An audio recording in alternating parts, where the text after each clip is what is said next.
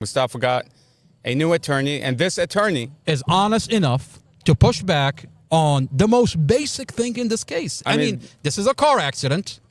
You're supposed to inspect by law. Mustafa has a right to inspect and reconstruct evidence.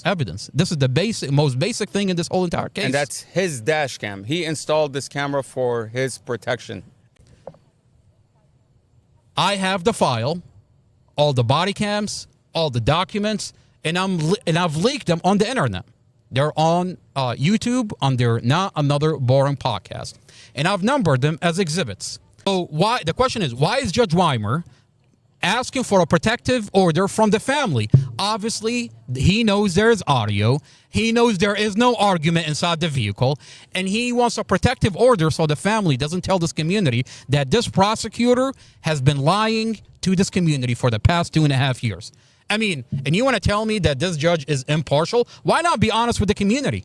I mean, the community has a right to know. The prosecutor has already come out on the media and stated through Julie Carey, okay, she stated that there is a dash cam, but there is no audio. So now that we have an IT expert who's coming in to extract these files, okay, and he's essentially going to bring out the audio from these dash camera.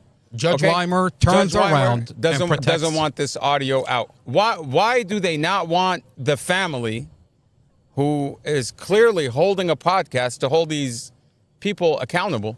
Okay, the judge specifically doesn't want the audio to come out. He wants to save the county the embarrassment that for 2.5 years they've been lying about Mustafa. I mean, we're at a point that it's not gonna protect this county. It's gonna come out. It's gonna come out. The audio is coming out one way or another. The audio is coming out.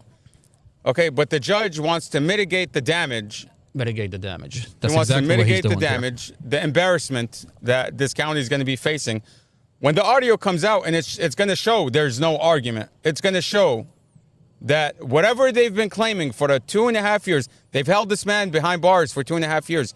You took somebody's freedom, and you very well know that there is audio.